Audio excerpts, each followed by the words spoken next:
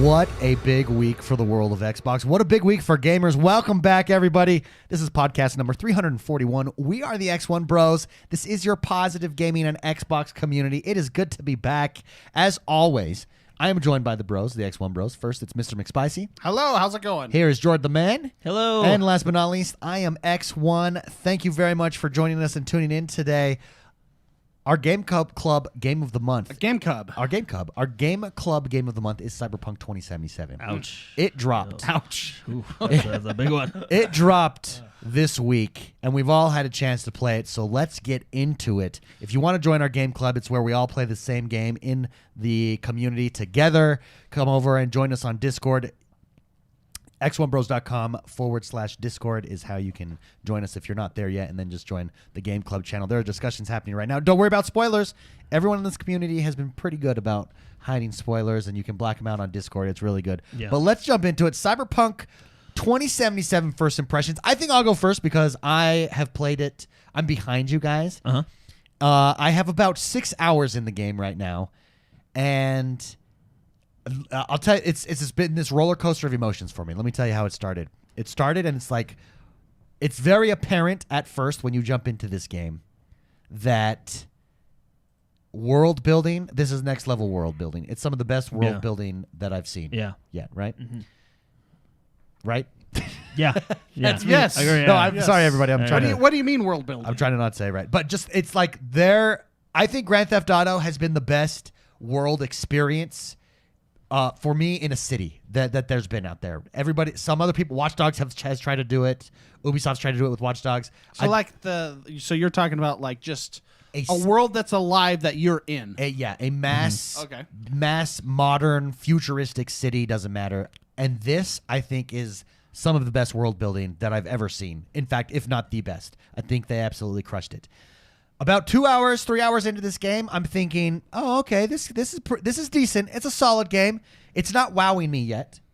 3 hours in, it's standard, typical. There's missions. You're learning about your story. There's a backstory. They're showing you how to do different things. I will say, brain dancing is something that they showed off in trailers before, and I thought, oh, brain dancing is not that cool. It is super intriguing when you're on a brain dance mission. I was blown away by that, actually. I thought I would be bored out of my mind with brain dancing. Yeah.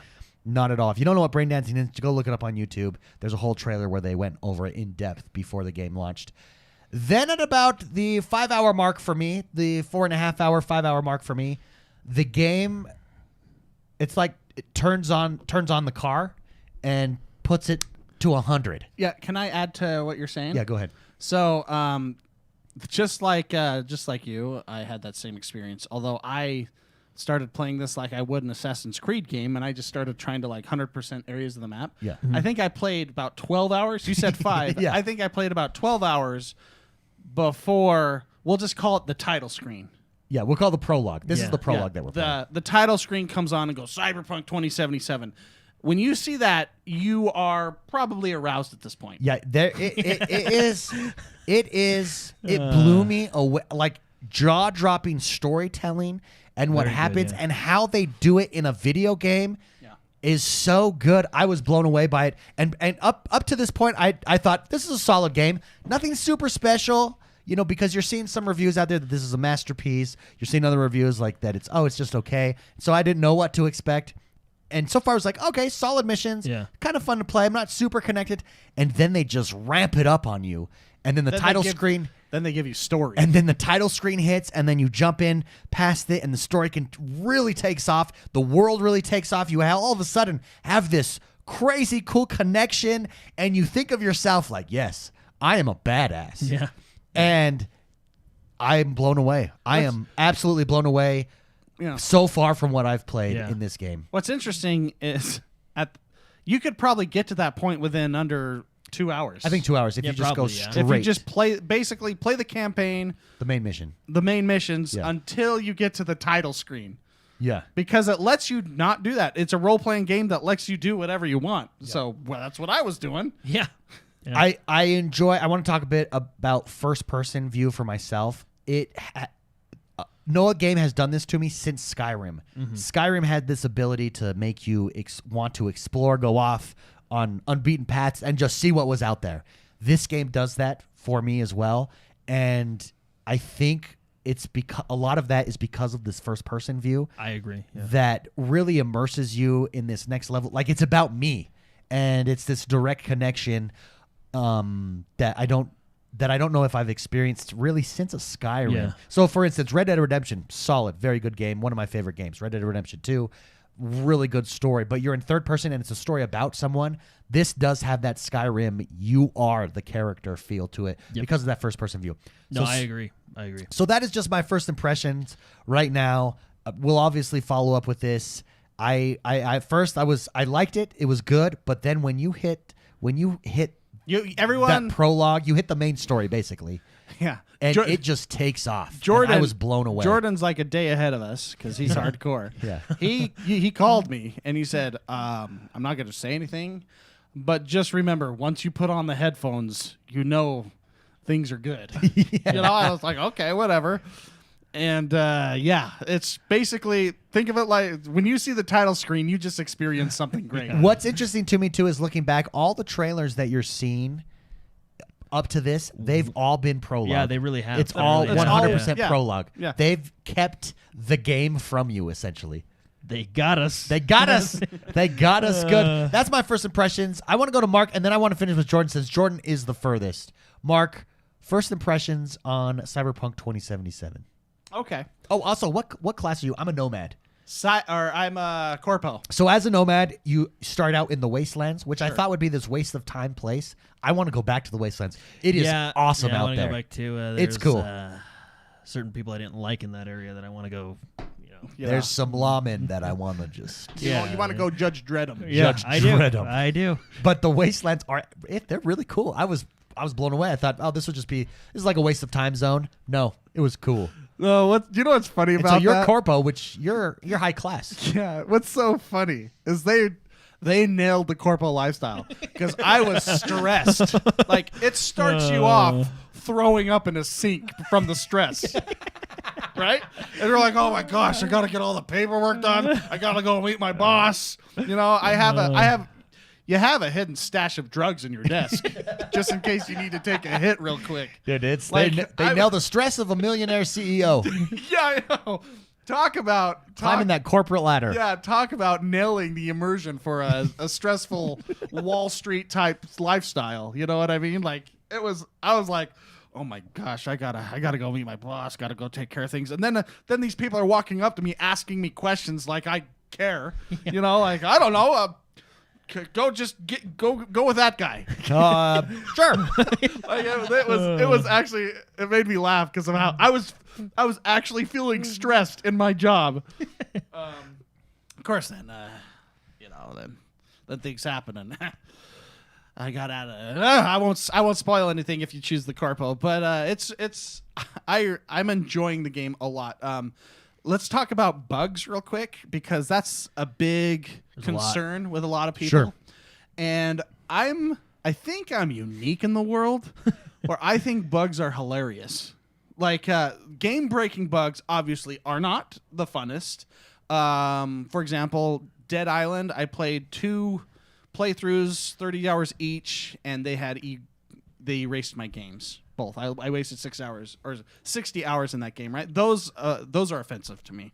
However, Those are offensive too. That would be. That's pretty offensive. when I sneak up behind a guy and slowly knock him out and put him on the ground and pick him up to move his body, and when I put his body down and he just shatters into a million pieces, blood flying everywhere, all over the wall, all over the ground, I start laughing because it's hilarious. That's funny. Like that is. It is. Yeah. I think when I put him down, I think there's something wrong with the physics engine, where I think he fell from a high building and just shattered, like that. But just putting him down. That's funny. It's happened twice. I had a glitch where I was firing at someone and they're stuck in an elevator.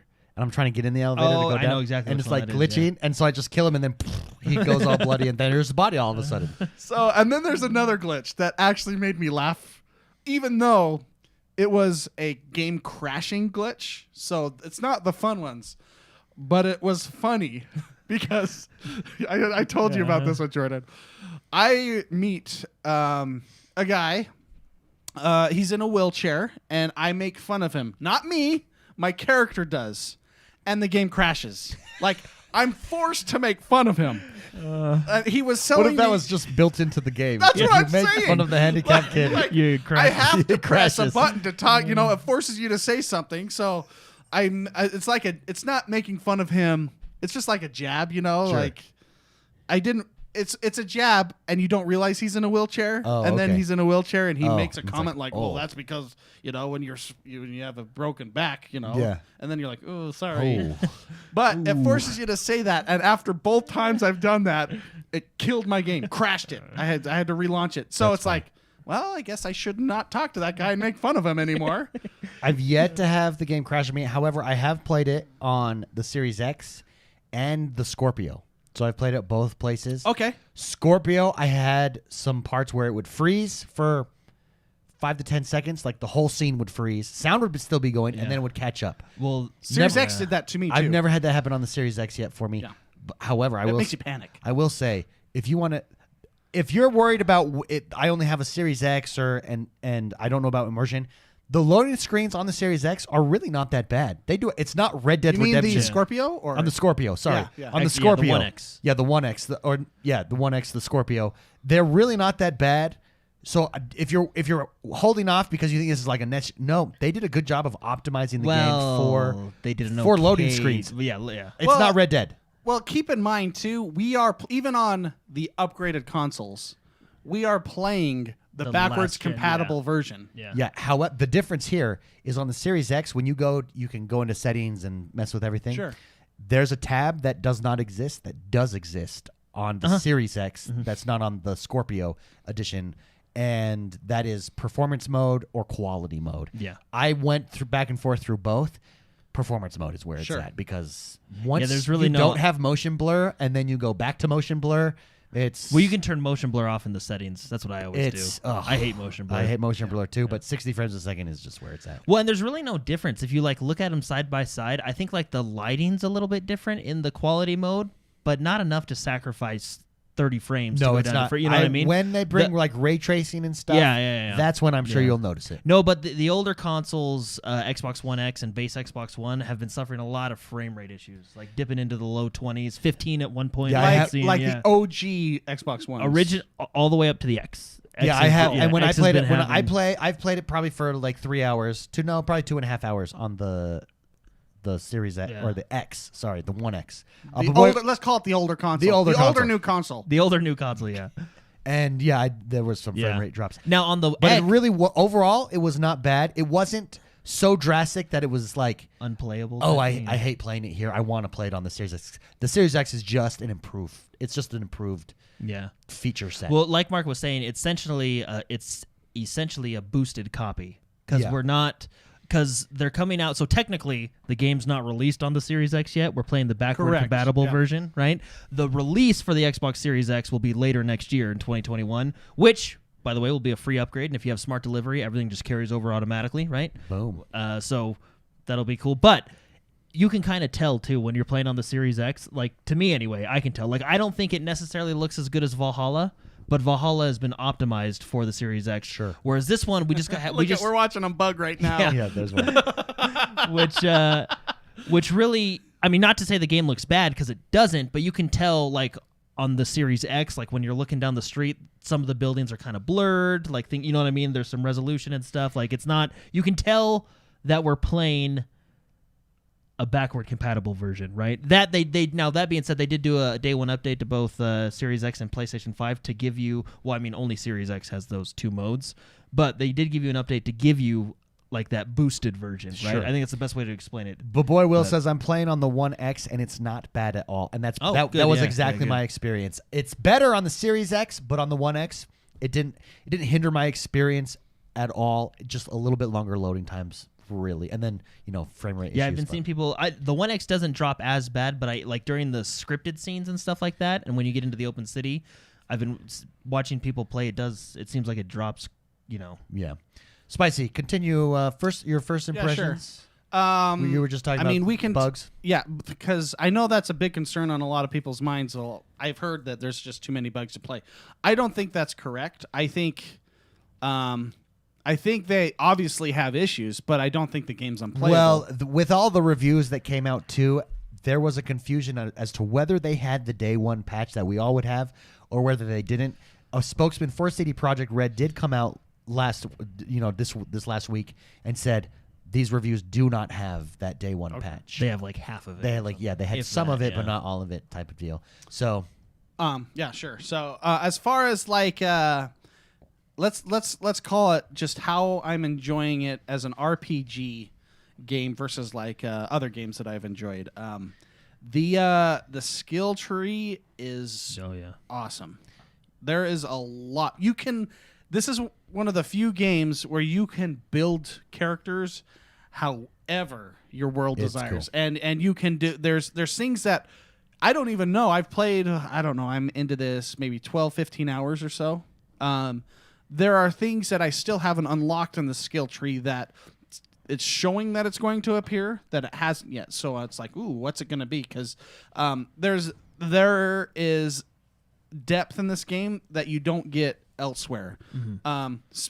For example, the skill tree has things with weapons, all that stuff. But on top of the skill tree, you have your augmentations. I don't know cyberware. Your cyberware, which is another thing with mods and crafting and all that stuff. On top of the crafting that you get with weapons, and it's very deep. It's very deep. It's something that you'd expect from an undertaking as big as CD Projekt Red has tried to accomplish, right? So it's I'm still learning it. I'm 15 hours in. I know there's a lot of people that maybe that's scary. Maybe RPGs aren't your thing, kind of a thing. But this is a very deep, immersive role-playing game, and that's what they wanted it to be.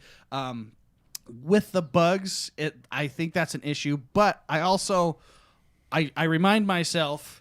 Well, bugs are funny, obviously, and but I remind myself I'm playing a backwards compatible version of this game, right? It's an older game, but it still checks out. Yeah. You know what I mean? I wish that, obviously, just like everyone else out there, I wish I would have gotten the updated version and played that. But at the same time, I feel like I have like VIP access to a game that I'm playing early, kind of, that's kind of how my brain is considering how things are going.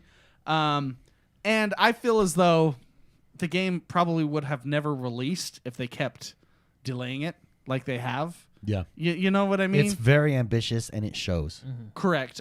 In a good way, not in a bad way. I mean, it pays off. Their ambition, to me, has come to fruition. And I record every bug I run into because they always make me laugh. But that said, to what you said at the beginning of the show, David, there really is a point in the game where the faucets get turned on story-wise. Yeah. And you just feel like you can't put the game down. I want to go play this right now. Exactly. That's exactly what it did to me. And I think it's because... And it didn't happen. It actually, because I disagree. I remember we talked about this 2 weeks ago, that Valhalla did this, where there's this long prologue, and it's like, well, let's just fast forward through the prologue. This prologue, to me, and I didn't realize it while going through it. Because they don't tell you. Because they don't tell you.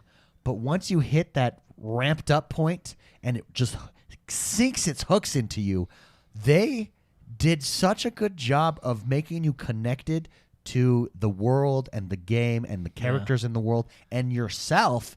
And then they ramp it up on you all of a sudden. And while it's doing it, you're not realizing it. It's all done through storytelling.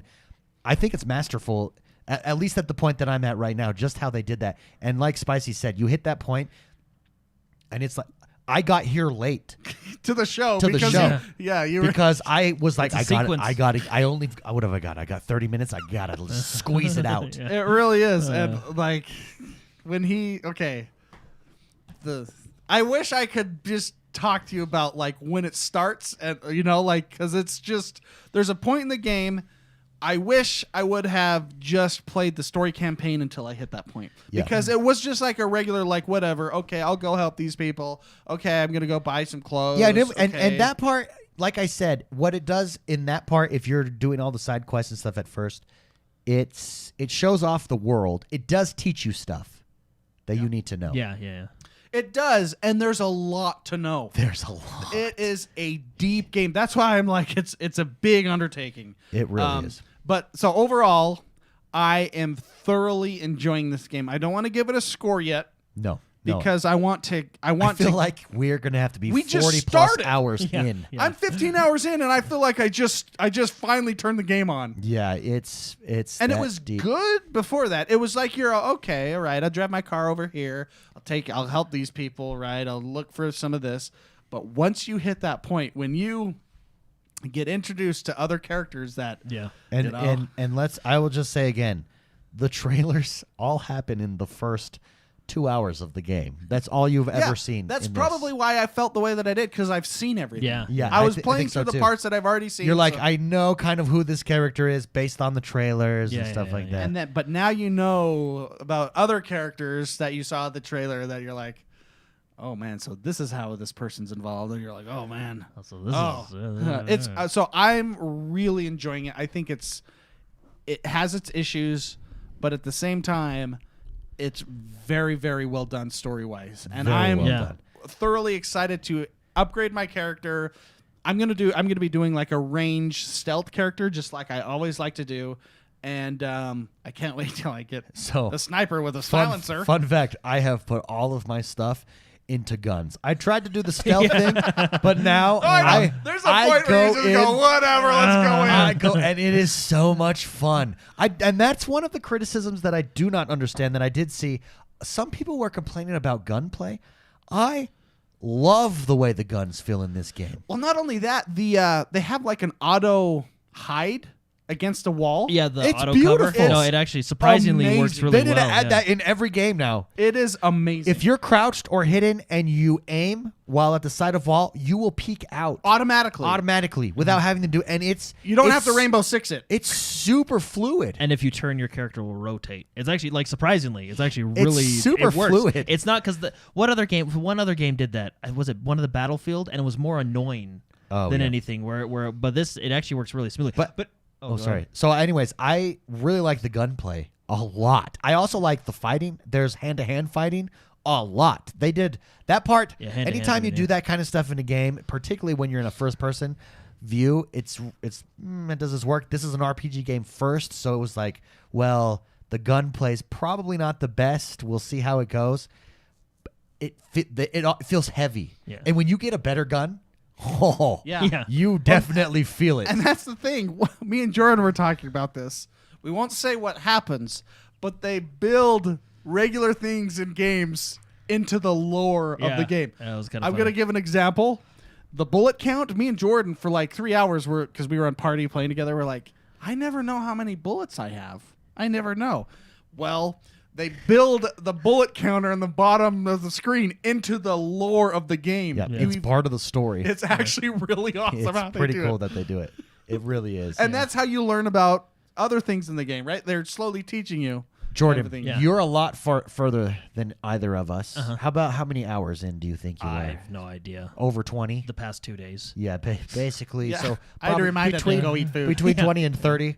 No, it's no. I mean, basically, I'll just reiterate what you guys said. First of all, I'm enjoying the game immensely.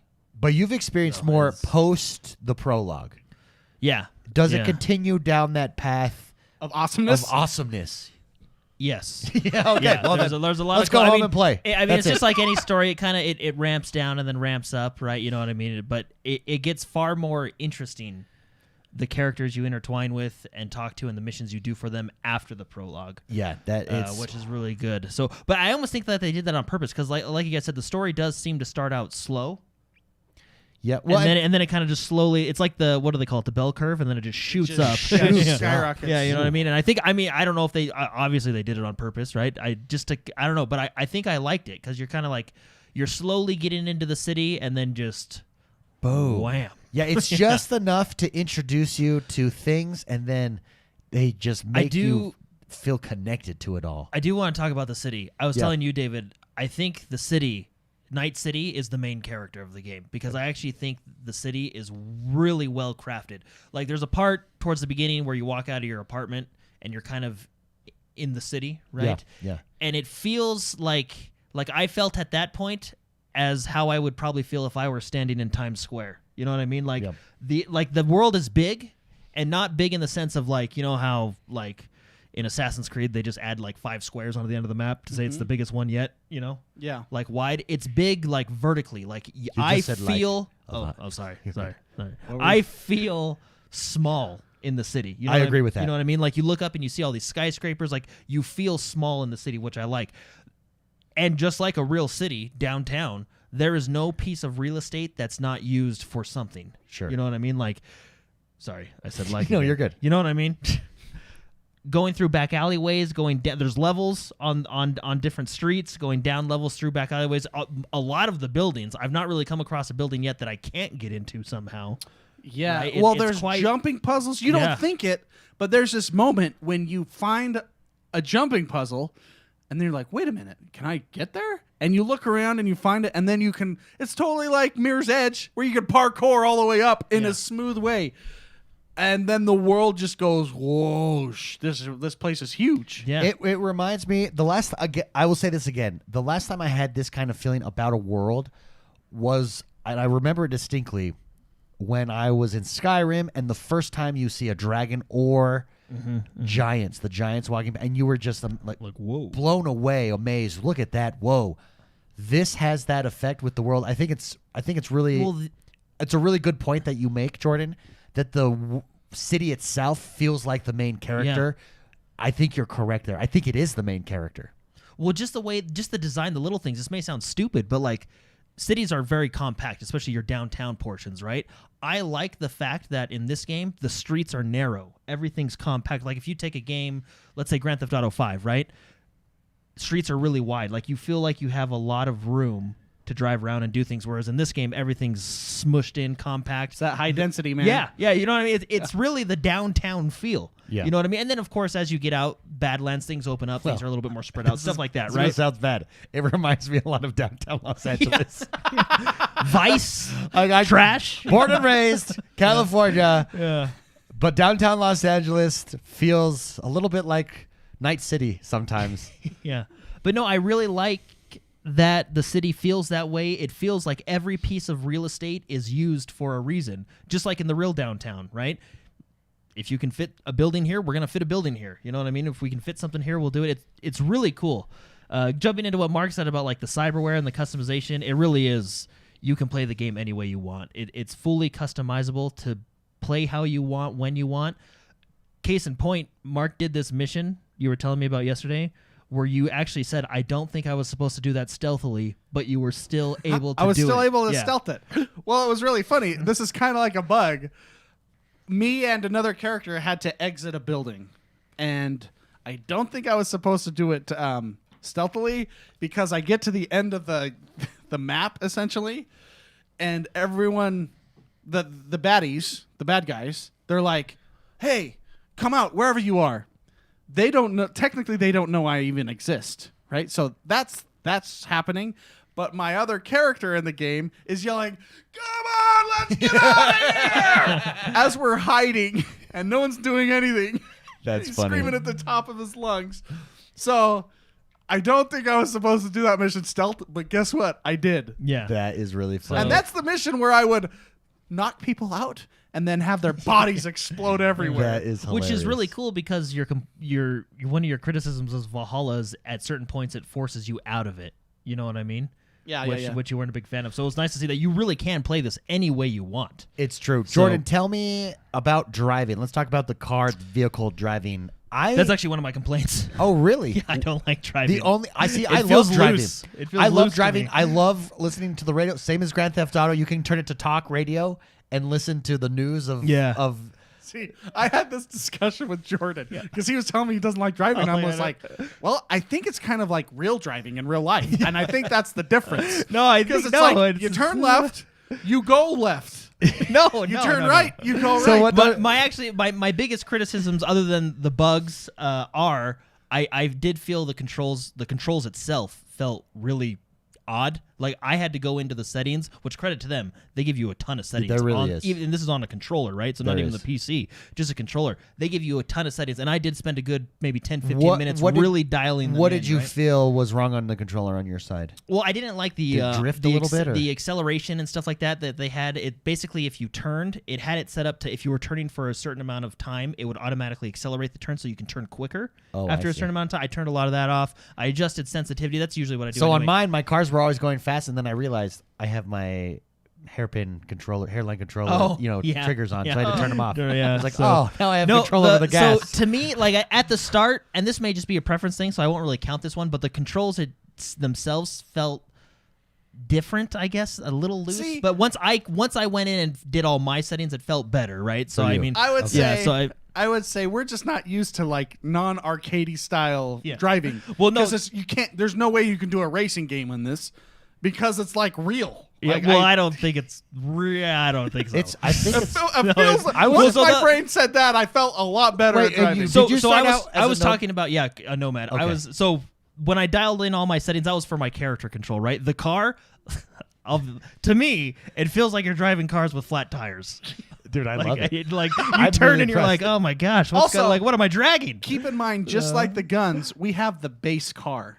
We have the crappiest car in the game. You said that you got a motorcycle now, I have multiple cars, now. and they all feel like that. driving to me doesn't feel all that great. See, I had the opposite You know what I mean? experience. Yeah, I really enjoy the driving in this game. Starting out as a nomad, you drive fast Yeah. through the desert, and it's a blast. I thought it felt good, but Driving feels good when other people drive. see, I get annoyed when other people drive because I want to drive. I just have See, this. it's just like real life. Are you in motorcycle- first person or third person when driving? So in driving, I do both. I prefer third person. In I prefer driving. third person as well. First person on a motorcycle. Whoa. Because I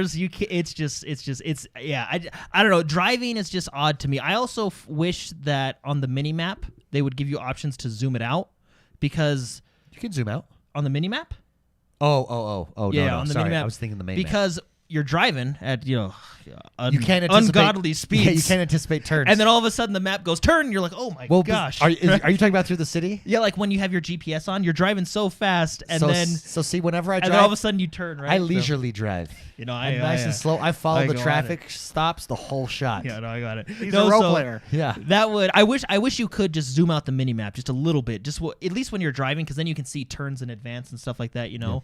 But driving. I struggle with driving. I feel like they just need to tighten it up just a little. So bit, you know? overall, Jordan, Sure, okay. you're the furthest. Overall, right now, is this game okay, good, great? Where does it stand for you? I think it's really good. I can see why they delayed it, and this might be the unpopular opinion, but I could also see them justifying another delay. That being said, I'm really glad that I have the game in my hands and I've been playing it the later half of this week. But it's very, very well done. Keep going. I was just signaling to David that I want to He say was something. basically Oh. raising his hand. I was raising my hand. I did not mean to interrupt you. I Sorry. tried to not interrupt you by raising my hand. I was gonna say you mentioned this earlier. I love the gameplay decision to go to first person. Yeah. Because there are certain parts in the game. There was one part where I was laying down with the character, and don't worry, nothing was happening. We were literally just talking. But Okay. Was it head to toe? Yeah. You're laying head to toe? no, we were laying down. That's funny. No, we were laying down and we were talking, about personal stuff that's going on in my character's life. Yeah. You know what I mean? And it was so immersive. Like I was, You felt emotional. I was in there. You know what I mean? And it was amazing. It was a phenomenal. It was a breathtaking experience. Sure. Yeah. It was amazing. That being said, there's a lot of moments like that I feel that kind of do get a little pulled back because someone's randomly sitting in an invisible lawn chair in the middle of the road. You know, Yeah, I've had that. there is a lot of visual bugs. There's a few technical bugs too, right? Which is why I can see them justifying delaying again. But like I said, that being said, I'm really glad we have the game, and it's where I'm at right now is really fun. So Yeah. I enjoyed it. Spicy, bring us out of this discussion. Yeah, I want to say that. Close us out. I want to say that this game kind of reminds me like a futuristic, more in depth, a better playable Fallout. That's Yeah, what we kind Okay. of talked about that the other I day. feel like this is It like definitely has that dystopian vibe for sure. if Fallout had people in it and just played better and had more to it, that would be this game Yeah. in a cyberpunk setting, right? Yeah. That 'Cause I feel like it's just, and I love Fallout. I feel like this is an excellent game, and knowing how good the story was in other CD Projekt Red games that I've played, Witcher 3, the only other one that Gwent. yeah, and Gwent. And finally getting that hit with the story that I got, I am super excited to play it. I'm hooked. No, it's really Yeah, fun. No, I'm hooked as well. we talked about it the other day because we were just like, what is this? It feels like something, you know? Because I think we were talking about gunplay because we almost compared the gunplay to Fallout To 4 gunplay. Fallout. Because I agree with you, Dave. The gunplay is not bad. It's right? better than Fallout. It's but solid to me. It feels heavy. like- But it's not Doom. No, you know no, what I it's mean? Like definitely not Doom. it's definitely an RPG first, and then a first person Yeah, shooter second. yeah, you know what I mean? like it. But it's not bad at all. I've really been enjoying the gunplay, but it did feel kind of like when we were talking about like almost an improved Fallout gunplay. and, You know? and keep in mind that we're at the beginning of this game, and all the features of the skill tree that relate to assault rifles and stuff, you upgrade them as you use them, and then you add abilities like lower recoil, faster reloading, all that stuff, which I feel like that's why we need to play it more to see if it feels more like Doom later on than earlier on this where we're just a crappy shot. Sure. Just because of the lore of the game. and the nature of RPGs. Yeah. Yeah, right? So Super Shocker left a super chat. He says, "Are these graphics next gen?" Because I'm not seeing it. He's No. watching. We have it Sure. pulled up right here. It is not yet the next gen built for the Series X, PlayStation 5 pack. Yeah. That is coming in quarter 1 of this year. It wouldn't sometime It's- next year. No, they said 2021. 2021. okay. Yeah, I said 2021. this earlier. You're basically playing a backwards compatible game. Yeah, you Yeah. technically actually are. You are. You're playing. And it's not that it looks bad. It just doesn't have some of the next gen features. If you see this game on the PC and then you go back to the console, even on the Series X, I will admit there is a night and day difference to me. Okay. Like and we're talking high end PC, right? Okay. Like ray trace, like there is. It looks phenomenal on the Okay. PC, which makes me excited for these new patches because We're gonna get potentially we're gonna get a high build, right? A high graphics preset where we're potentially going to have ray tracing on it. And they did say that they are coming out with a specifically optimized next gen version. If you get for ray Series X, tracing in right? this game in that city, I'm telling you guys, have you seen it on high end PCs? I have not yet. It's an entirely different story. Like it's So so the dildos look better. It's groundbreaking. There Well, are. how about all the fat people walking Can, around? can I like- say that? Anyone listening? crowd density is bigger. If too you on the are a PC, right? parent, anyone listening, this is a very adult game. very. Yeah. I would not play. It's You don't play this in the you living think room. Grand Theft Auto's adult? No, Yeah. Grand This is Theft Auto. gritty in 2077. This is It's gritty. It's dark. It's. I mean, there's dildos lying around the street, for instance. A lot of them. One of the first The things. most I've actually ever seen in my life. Not me. But so it is. So beware. It is. It is a very adult game. Having said that, it's a very good game. Yeah. So far. No, but another thing to say is, and we have proof of this from The Witcher. CD. I mean, I really enjoy the game. I mean, it's definitely in my top tier right now. CD Projekt Red is very good at supporting their games. We Yes. saw countless Witcher patches, right? Yeah. It's why on Discord there was a couple people asking me back and we're messaging if I liked it better than The Witcher or not. I don't think it's fair to say that because The Witcher has had multiple patches plus 2 expansions that build upon each other, right? And the So I don't want to. The expansions are 40-hour plus expansions. They're basically games. They really are, right? So So I want to wait till we get some patches to see what they do. I think a lot of the visual bugs and even graphical graphic stuff might look a little better because they did with The Witcher. The Witcher didn't start out like Looking how it super looks great today. looking, but they kind of patched things in. So that being said, they do support their games very well. So I'm excited to see new patches. I'm excited to see what they do with future content, and I'm really excited for the graphical update that we're going to get on the Series X when they come out. Having with jumped that. into this world now, what do we think multiplayer is going to be like in this? Is it Grand I have Theft a Auto theory. Online? What is I have a theory. going on here with multiplayer? So multiplayer, according to the game devs, is going to be a completely separate, standalone, fully AAA experience. whoa, awesome. Yeah. I think it's going to be. It means we're gonna have to buy it again. I think it's going to be. No. It's going to be. It's going. Okay. I actually don't know. If it's a standalone, It is a I might standalone. be pulling out $20. It is a standalone experience. I mean, CD Projekt Red doesn't charge you for anything. No, it's going to be That's standalone true. the same way that Red Dead Redemption Online was standalone Yeah. if you bought the game. So I don't know if they'll make you purchase it or not, but they did say it'll be a standalone. I believe they said no. Yeah, they did say standalone AAA experience. This is what my theory. So theory, This give is it to my me. theory. I think it's going to be like an Escape from Tarkov Cyberpunk. Escape from Cyberpunk. That would be ridiculously awesome. How cool would that If be? they've I was had play- 13 years to figure that out. Yeah. Tarkov's been out that long too. Yeah, I've been thinking as I'm walking through the my city. gosh, I'm you sitting are- here. How cool would this be if it was Escape from Cyberpunk, right? Or I guess Oh Escape my from Night gosh. City, right? That And then would I, be I awesome. bounced around like, okay, Battle Royale. Will they have a version of that, right? Like, I mean, because everybody You just does. said right a lot. Again, sorry. Sorry, that's how I talk. I'm really excited.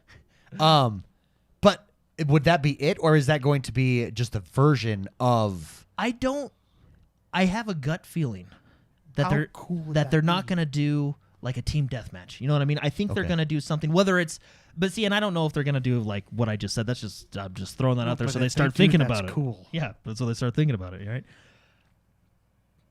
I think maybe they'll do a co-op type thing. You know what I mean? I could see them doing that. I don't see them doing like a competitive team deathmatch though. You know what I mean?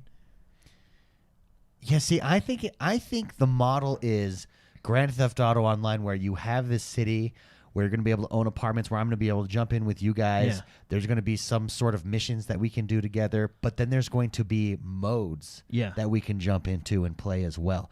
A Tarkov mode, a Escape from Tarkov. Escape from Night City. Escape from Night City. I was just walking.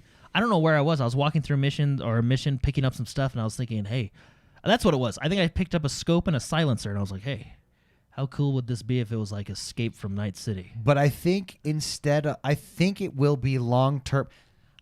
They want to keep you. I think the new way of doing these massive single player games is having a standalone multiplayer game alongside of it that keeps you inside the core of the game, Yeah.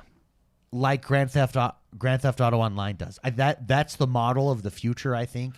And I could see. Look at this city. This is already the best city of any game I've played. Imagine being able to. And Mark, where's your? Let's go to Mark's place. Yeah, he's and we over all by drive over Gigi's. there, and he had to buy it and stuff like that. GG's. Yeah, it's a place. And again, since it's Cyberpunk, you can do anything you want in the same Yeah. in the same vein that Grand Theft Auto does. Any mode they absolutely want, because why not? Well, the idea of the game right now, right? It's an RPG. That's Yeah, right, that was so that's funny. funny. He just knocked that Can car I out say of the something? way. One of the bugs that I think is actually hilarious is the NPCs. I don't think they update their pathing or whatever. Yeah, yeah. Because if you were to park in the middle of the street, everybody is clog a back- traffic. Yeah, and You create a it's just traffic like I flow. parked And on the they just side. Go stand around. there. Yeah. Yeah, you're just like, what are you doing? Well, that is a question. Where do you park your car? I park mine on haven't- the side. I actually, so what I do is I turn and block all lanes of traffic. Yeah, because just because it's I did funny. that. I did that because I was like, oh, this is like the car will disappear, and when I call it, it will come back to me. And I come out of the club or whatever I was in, and I'm hitting it, and my car's not returning to me. And I hear all these cars honking because it's in the middle are of you the doing? road, and there's hundreds of cars around it now. Yeah. Blocking I it. think David, I think you're probably closest to right the Grand Theft Auto style, because the idea of the main story game right here is I like that I got my gun. I got a couple, which by the way, guys, the gun that I have upgraded and like dialed in. It's Ooh. perfect. Anyway, I like the fact that you can put attachments on your gun and stuff like that's the idea of the game, right? Upgrading your character. That's why I don't think they'll do like a competitive team deathmatch, because you'll have to make everything on an even playing field. And I think people like the idea of like building your character, right? That's why I could see like, Escape from Night City type thing, or a Red Dead Online where you're like, hey, I finally got the gun I wanted. Let's go into this That would co-op be an mission and do it. amazing- You know what I mean? And racing, Loyal Doyle in chat's talking about racing. Like they did talk about racing, so I could see that a GTA Online type. You've built the world. Now let me play. Yeah, in half it. the work's let, done. Let me play in it I'd now. say most of the work's done. Anyways, regardless, that's our first impressions for Cyberpunk. We'll also give you our final review in the coming weeks as we get to play more of it. Let's get into some big games that were announced this week. Got dirty this week. Yeah, I really want to talk first and foremost about Microsoft Flight Simulator. Now, Xbox dropped a trailer of this during the Game Awards, and Microsoft Flight Simulator, they announced, is coming to the Series X this summer. Very specifically the Series X. Very specifically the Series X. They also talked about that it will be the same experience, same high-end experience that you currently have on PC. Which is really impressive because that Very game impressive. needs a lot of RAM. My question, Yeah. my question for you, Spicy, Yeah. is this a console seller? Oh, for sure. And think Which about is weird to think because Yeah. it's a simulator, Yeah. flight simulator game. But yes, it is for people that don't want to spend $2,500, $1,500 to $2,500 on a high-end gaming PC to play this at its highest fidelity because it needs some balls it to play cranks this. stuff out. Yeah, and they announced that this will be max settings on the Series X. You can play this at max settings at $500. Yeah, it's really good. Okay. I'm Yes, in. people will. It will be a console. It will seller, be on yes. Game Pass as a result of this, that it is Correct that too. Yeah. Microsoft, so that's Oh, a big that's wonderful. version. It's already on Game Pass. What's interesting is Phil Spencer talked about, how them having to delay and not being prepared with Halo is on Microsoft. However, they view Halo Infinite as a console seller. And he said in the interview, a week ago, 2 weeks ago, with The Verge that, however, due to, it wouldn't help us sell more consoles right now. We're sold out until March, April production Good things. point. Yeah. This is dropping in the summer. Perfect timing. I think that's strategic. Why drop it now? Let's say it's ready to go now. I would hold it like they may be doing. I don't know, but for the date that they're releasing it in summer, we know Smart. around March, April is when consoles will be fully available. The Series X, the Series S, and now you'll be able to get Microsoft Flight Simulator on there for free if you have Game Pass, or included in Game Pass rather, and you'll be able to experience it fully. I think this is, when you look at what's lined up, having Microsoft drop, or Flight Simulators drop this summer, I think is huge for Xbox and the Xbox brand. Well, it's nice. Do you still think it was kind of a missed opportunity to not make it a launch title, or Sure. now yeah. seeing ahead? You know what I mean? think for But actually, reasons yeah. to get an Xbox. However, like Phil Spencer said, how would it help us sell more consoles? Well, right now? as of right now, right? Yeah. But when pre-orders come in, right? Because anybody in the world could have pre-ordered one and they would have made it, theoretically, right? Well, Actually, no, because they No. only had a limited amount. Never correct. mind. Yeah, right. They yeah. can't sell things that don't exist. Amazon does. Yeah, you're actually right, but you don't end up getting it. I think the timing for this is perfect, which brings us to the next game that they announced with a launch date, and that is Halo Launch window. and that is Halo Infinite. Which actually literally means nothing. Literally means nothing. Halo Infinite. Infinite means everything. Well, no, the launch window. I know, but I'm talking about the sorry, word. sorry, yeah, Joseph Staten confirmed this week Master Chief's next chapter would be arriving at some point in fall of 2021. He said, quote, "It's my honor as creative director to help our team ship Halo Infinite in fall of 2021. Yeah. Jordan, I want to get your I- thoughts on this. It seems like they've completely retooled here. There was something wrong with Halo Infinite. I think this is what happened. I think the guy literally woke up on Tuesday. He looked at his watch. Joseph Staten, you mean? No, not Joseph Staten. No, Okay. I actually really like Joseph Staten. I think he's a very good developer, and I think he's actually a really good writer too. Yeah. But anyway, I think what happened is the executives got to work on Tuesday. They looked at their watches and were like, "Oh shoot, next week." Next week? You know what I mean? Wait, that was this year? And We thought we had a whole year. yeah, what? Honey, I'm not going to be home till 6. Yeah, because like you said, something was wrong, right? And I mean, I'm just joking around, but let's say that was the case, and that goes into the mismanagement that we think was going on, which is why they got new people in there. Well, they didn't just put. I think Joseph Staten is actually a pretty higher profile guy in gaming because he does a lot. He's written some Halo books. He was director over, I believe he was the director over ODST, which I really enjoyed. He did a lot of work on Recore. I mean, he's a pretty big figure. Sure. He was with Bungie and now he's over with Microsoft, right? I don't think you bring him in for nothing. You know what I mean? True. Something was going on, Yeah. right? I forget the other guy's name. I think he's from France, but he's the multiplayer guy, Yeah. right? Again, you don't bring them in for nothing, right? I like I like Joseph Staten a lot, so I trust his word. You know what I mean? When he says something, I believe he'll get it done. The launch window's nice. Like I said, I mean, it can come out. I mean, what's fall, right? 3 months? Or I love it when developers just say next year, because that just leaves them open to whatever. But no, December? Yeah. Next that year. lets them release Well, in let's December. look at the timing of this. When you have Microsoft Flight Simulator dropping in the summer. Then you have holiday season. That's the biggest shopping period for businesses. That's when they get the most sales. The holiday season, the fall season, makes up your sales for the entire year in a lot of cases. You're going to have Microsoft Flight Simulator, who I believe Microsoft sees as a console seller. Then you have Halo, which they clearly see as a console seller, dropping in fall. That's a lot of good reasons to get in the Xbox brand, to get in the Game Pass ecosystem, the Xbox ecosystem as a whole. The timing of this, it having to be delayed, it looks like it's probably going to work out in Microsoft's favor as long as Halo Infinite is the Halo experience that we expect it, that we want it to be. Hey, man, with Joseph Staten at the helm, it's going to be Halo something. It's going to be Halo. It is. It is. Yeah. You know what? That's very It's true. No, well, I mean, I'm excited because he knows his lore. The guy's written books for the Halo series. It's true. Right? Like, I don't know how many he wrote. I think he wrote 1 or 2. But anyway, I'm excited. I think it'll come out. So obviously fall. So we got a pretty big window there. I think it'll come out November-ish after whatever Call of Duty comes out this year. Interesting. I think it'll come out after the Call of Duty. Spicy, any final thoughts here on Halo Infinite? And we finally get a release date going into the holiday release window. I was actually questioning the tradition of having a release date. After like how Apex came out, is there an argument to be had that's just like, well, especially for an established, what if they did coming next week? Then everybody for a full week will be hyped and then all buy it. Why having it announced 6 months early when so many things could happen? Is there an argument to be made that's just like I think Apex there is. I think there is, yes, but I think the counter to that would be 8 million pre-orders for Cyberpunk. Well, then do it a month early. Just say, guess what?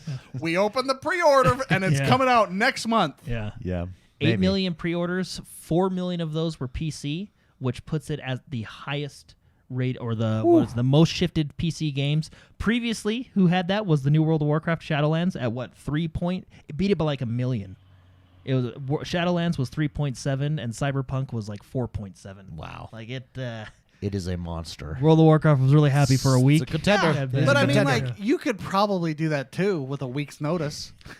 I don't know. Maybe. The internet and how the world works right now, it's all about now. It really is. Do you think you open it up for a week and just say it's ready next week? You can pre-order it today. Do you know how it'll be trending everywhere? Yeah. Everybody would pre-order it, crashing websites. Do you think there's an argument to be had about delaying could create hype? Look at Cyberpunk. No, because to be honest with you, I think the game, like I said, justifiably probably could have been delayed again.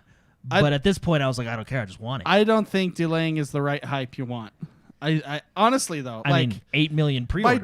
By doing it a week before or a month, let's say max month, we'll say 3 weeks or so. By doing it that way, you limit the bad taste in people's mouths when you hear it's delayed. And you know for a fact that it's been gold. The game is gold. You can now start shipping it and you can work on a day one patch, right? But the game is polished. It's ready to go. And it's going to just launch in 3 weeks. Let's release it.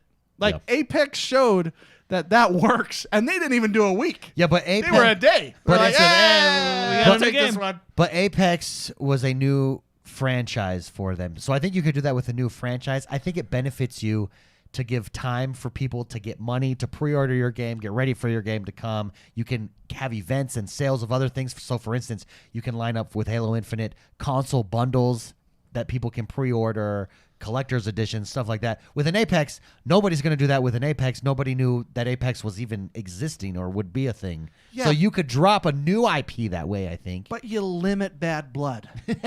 You know what I mean? You limit all the, that sucks. Well, Microsoft, of course, delayed it. You limit all the bad the bad stuff. Yeah, Loyal Doyle in chat says, I loved when Nintendo was just straight up honest about Metroid Prime 4 and they decided to completely revamp much of the game. That was funny. He says, I wonder if if Microsoft feels the same about Halo, they just didn't communicate that well. I think that's absolutely the case with Halo. I think the fact that Yeah, but they delayed it a you year. Again, we got to cut Nintendo.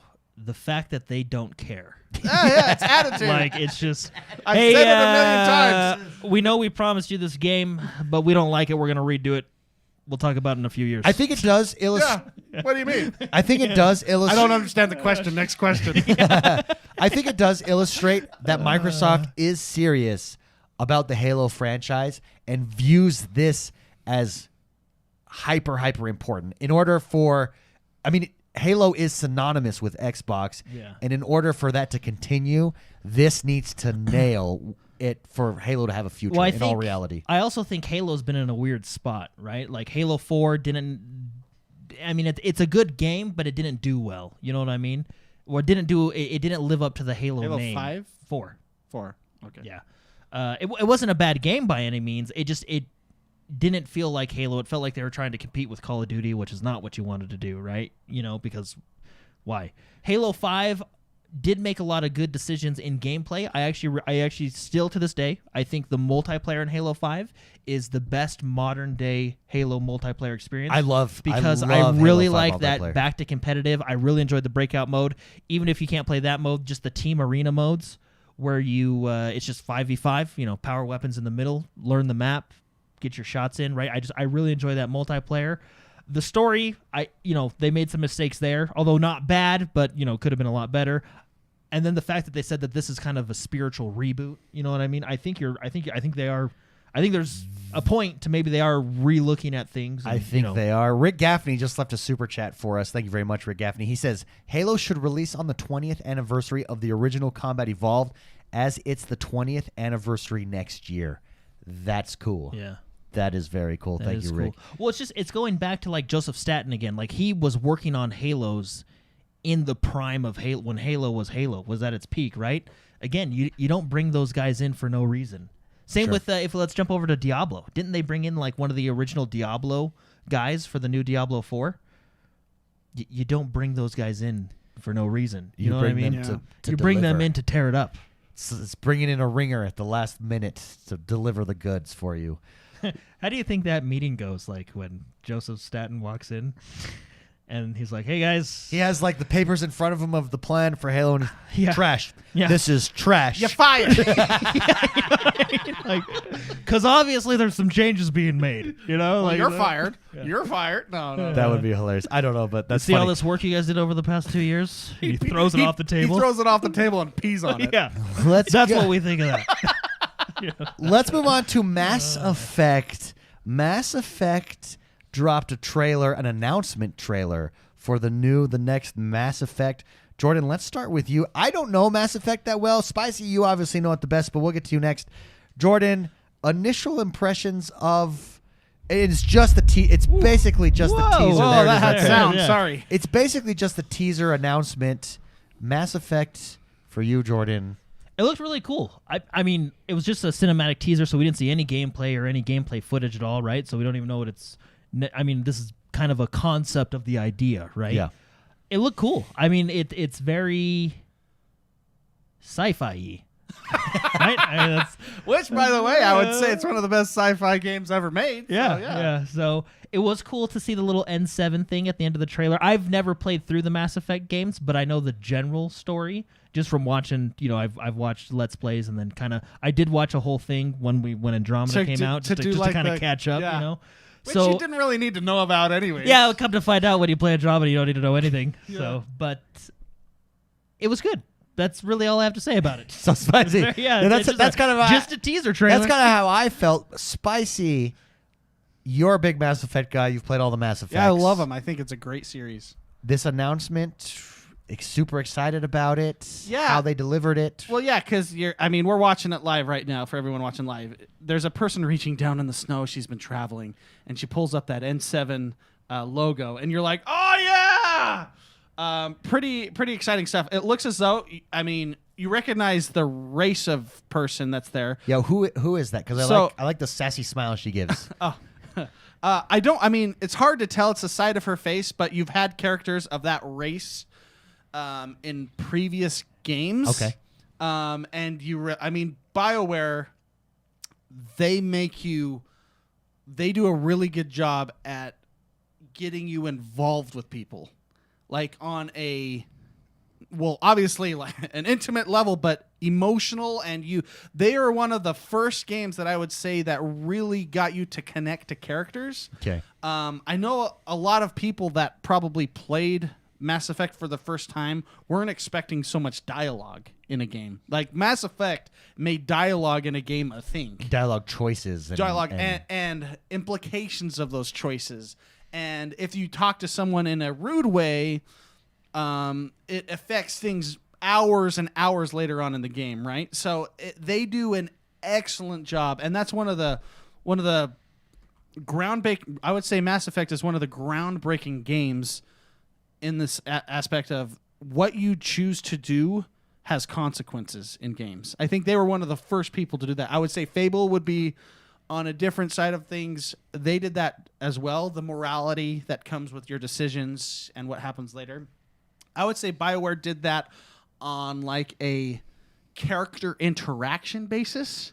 So speaking of that, when you're looking at this character, like when we saw it before the show, I was like, oh my gosh, if that's who I think it is, I wooed her. So the internet, Jordan just looked it up, said that it's... They announced who it was. Yeah. Laria Cioni. Yes. Is that who you thought it was? I believe so. I mean, it's been like 15 years since I played this, but I don't remember her name, but I remember her as an individual. But I remember taking her to the bedroom. well, which was like her eyes went black. Like it was really kind of scary. Oh, that is scary. Hey, man, that's her culture. Yeah, well, Yeah. hey. No, I how you pronounce that? I think I'm reading it differently than how you're saying it, like in my head. But if that's who I think it is, and chat can help me.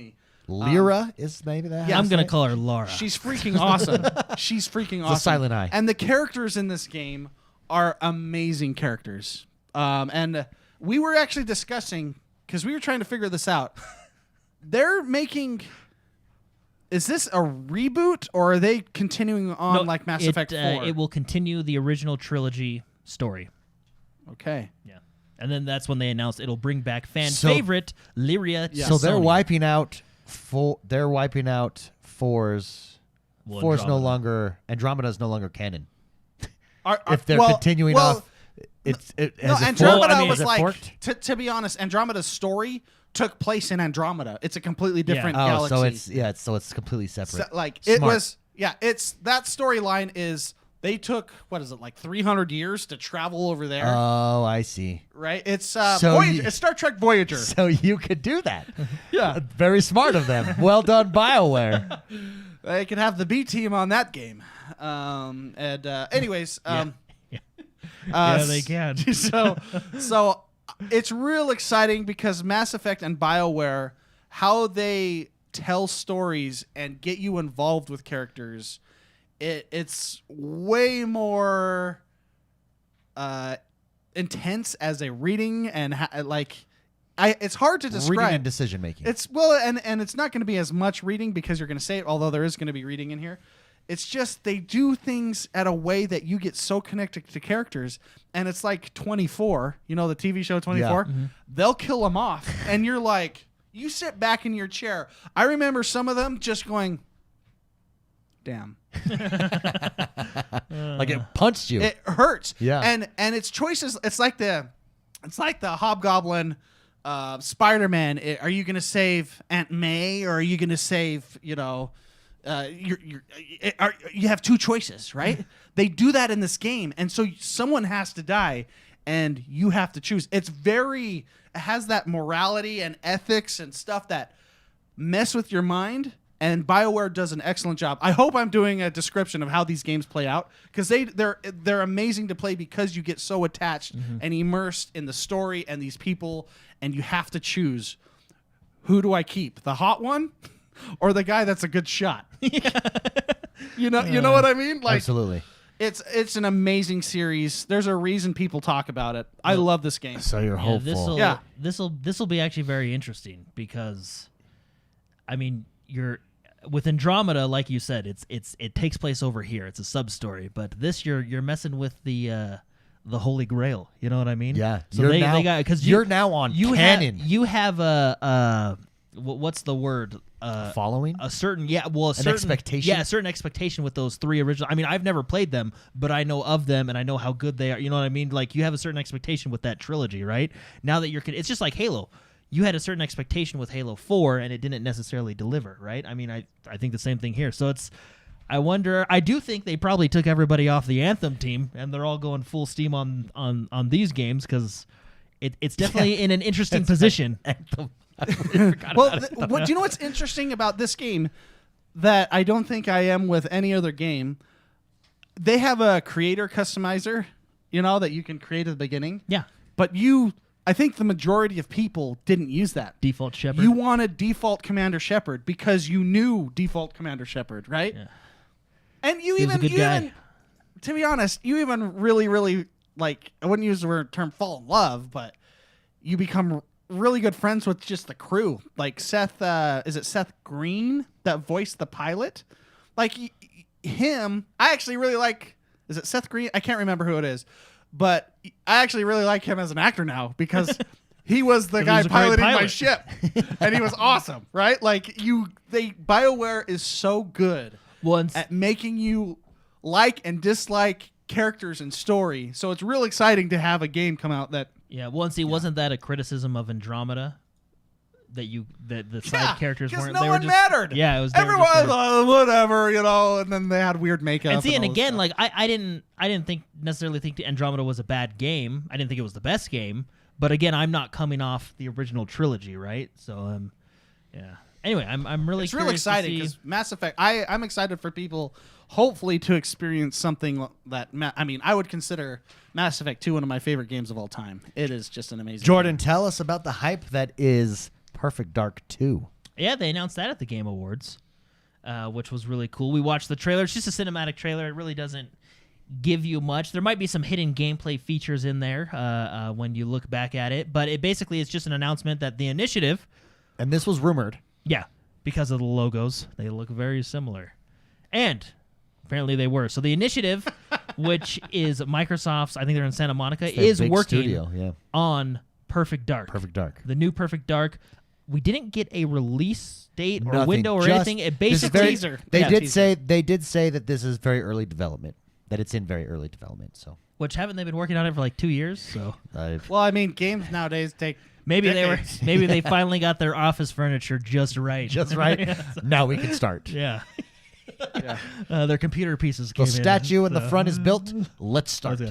No, it's it looks. I'm excited for it. I played Perfect Dark on N64. Yeah, I think there were some later versions too, but I remember the N64 one. And I never played Perfect Dark. You played GoldenEye. It was the same thing. And so and I was asking you guys before the show, what's the big deal about Perfect Dark? And that's what you were saying. You guys were saying is that it basically took.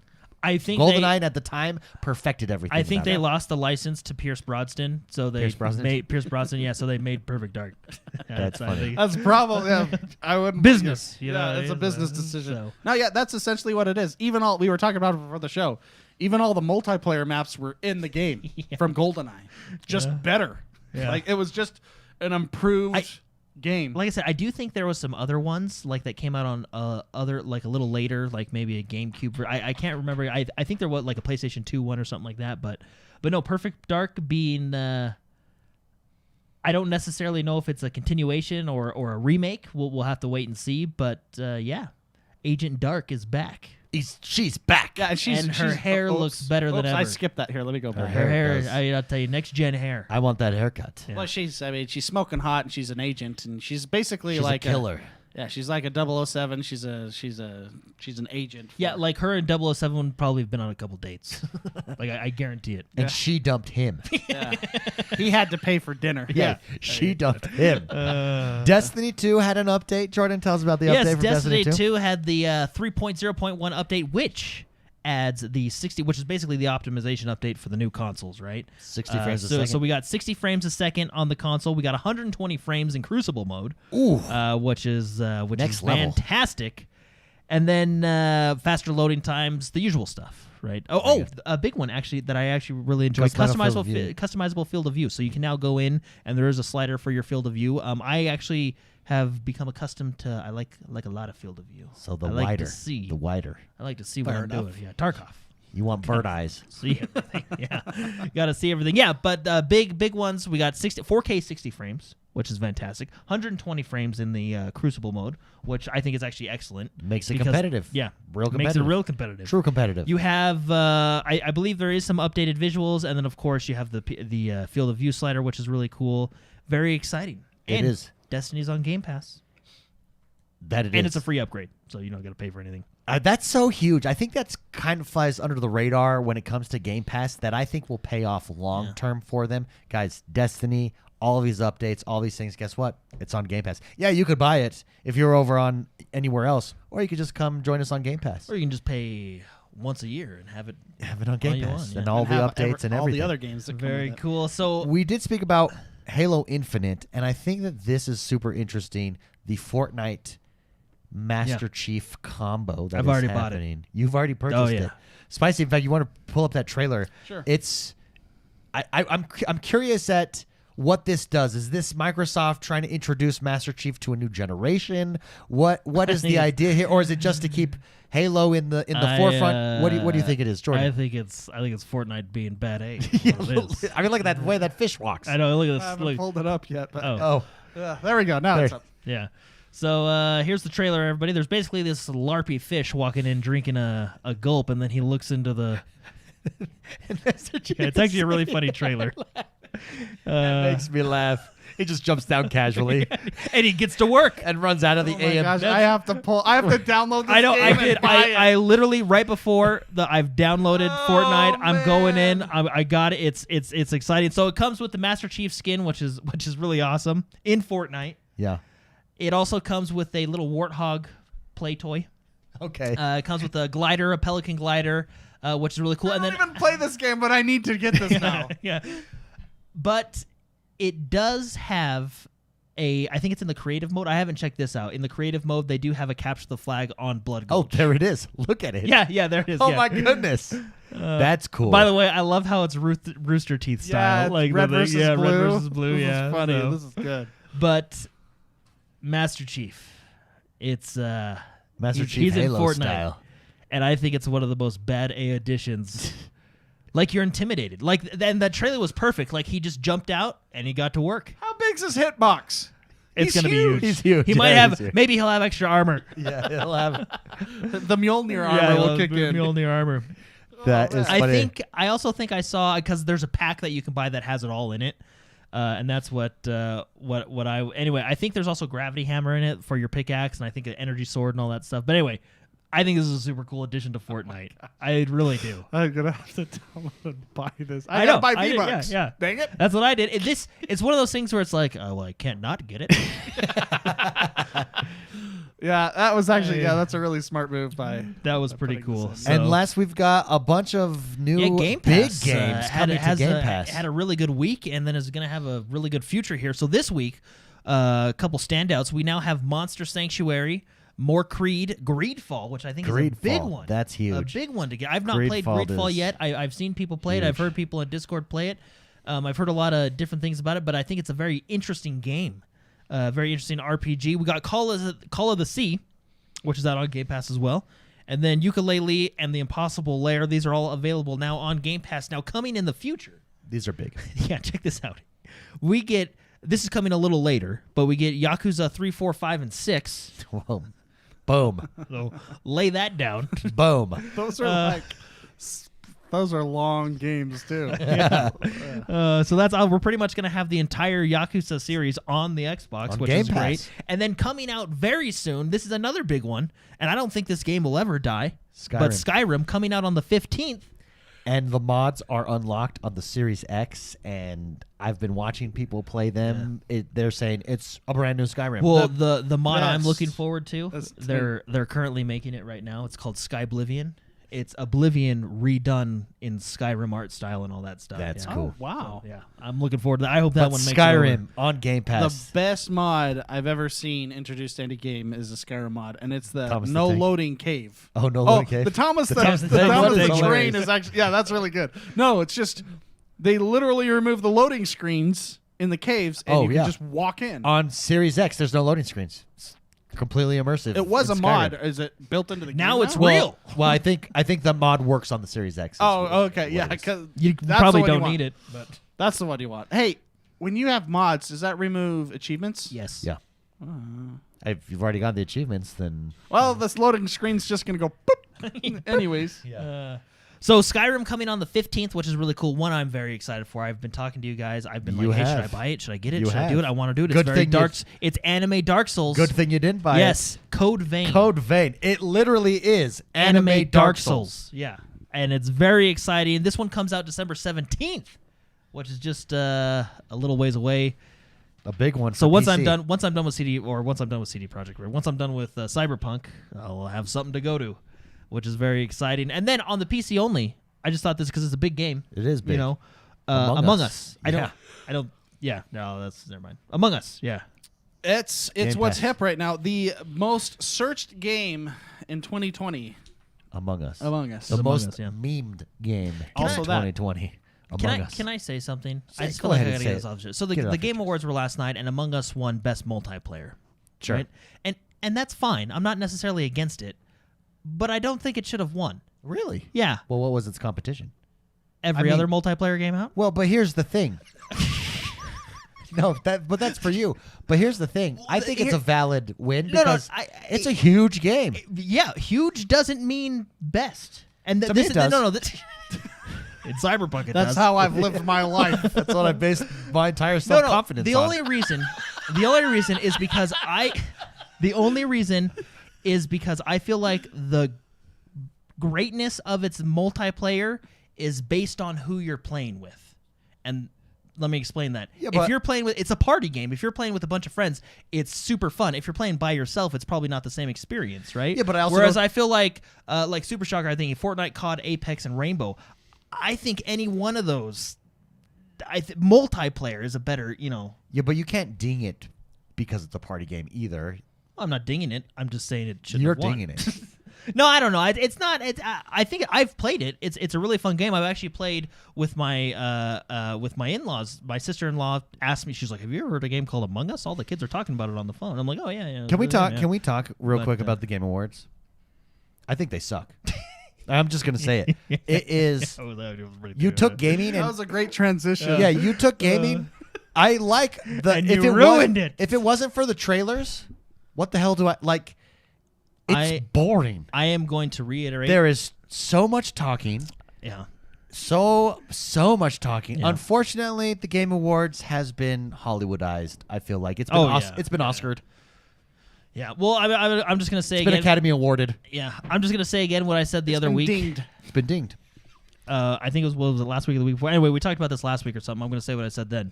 I think it's cool what they're trying to do for the games Absolutely. industry.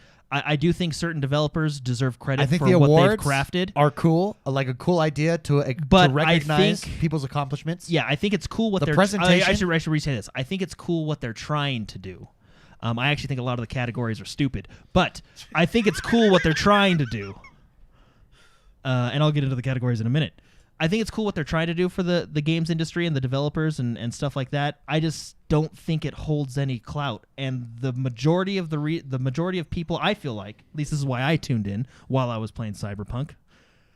Yeah. I think the reason people tune in and the majority of the It's trailers. is trailer. Yeah, the Game Awards the new has E3. become another press conference to get your voice. Which out I don't there. have a problem with that. It kind of feels a little disconnected for me. Now, my boy Will in chat says I actually like the Game Awards, so it might just be my perception of it. But to me, I felt like I'm enjoying these trailers, and then I'm interrupted with these awards. It's a little disconnected, Yeah. and it's a little long.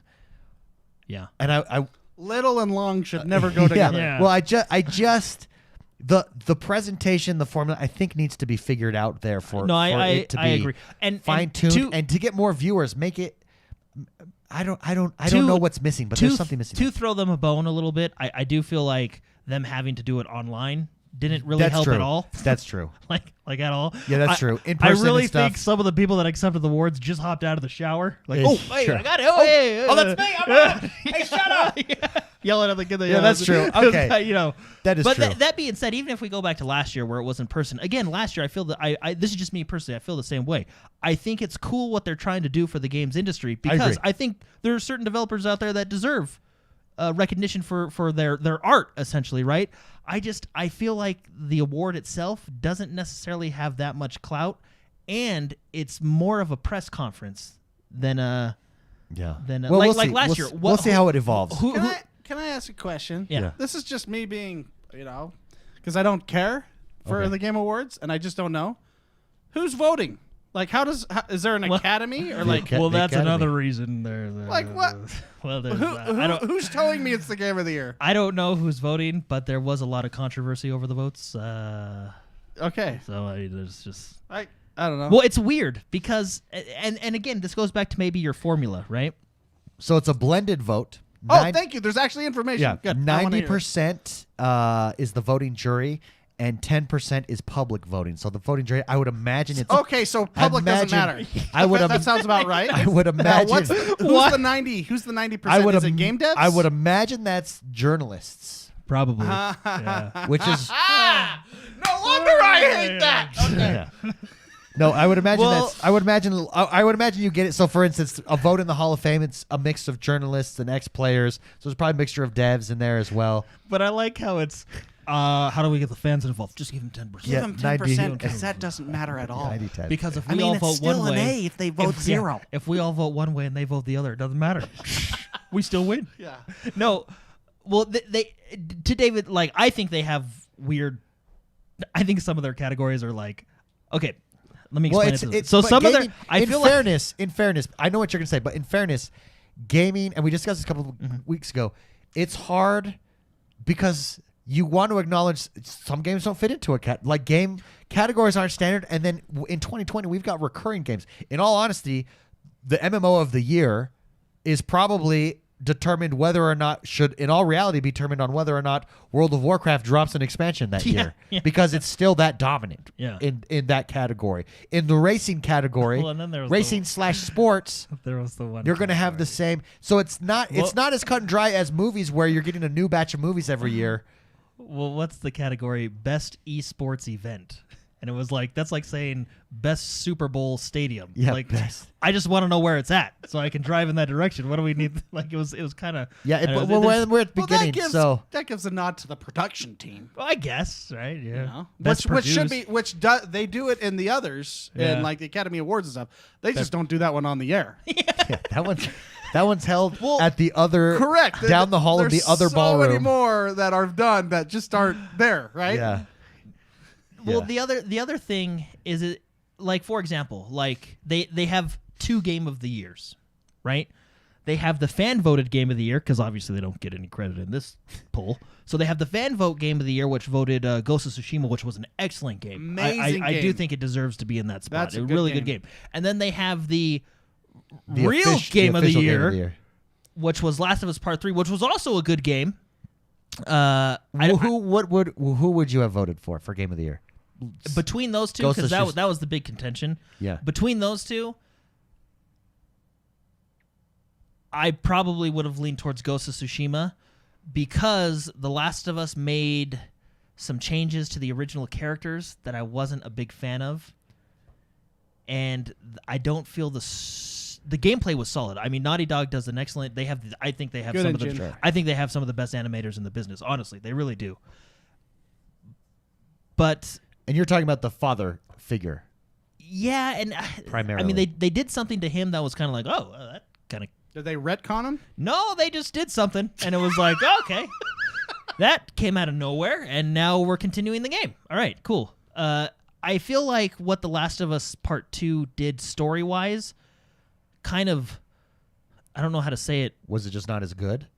I kind of feel like it took a poop on the first one, because it kind of just ignored it almost and said, hey, we don't care that this happened. We're doing our own thing over here. Sure. You know what I mean? Story-wise. And, that And it didn't was work just for you.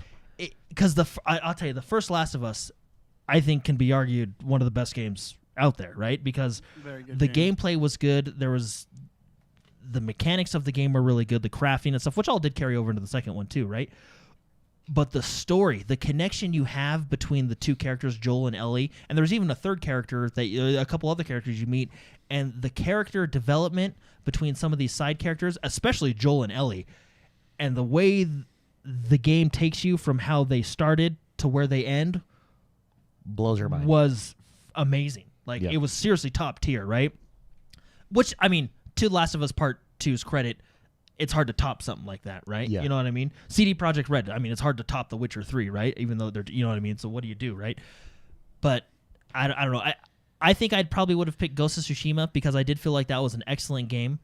The Last of Us Part 2, I did enjoy, but you didn't feel that it was. I feel like the story was more dominant in the first one than it was in the second one. The second one, what they tried to do is I feel like they tried to have those wham moments, like, oh my gosh, that just happened, and it just kind of was like, oh my gosh, that just happened, but why did you do that? It felt produced almost. You know, like it was interesting.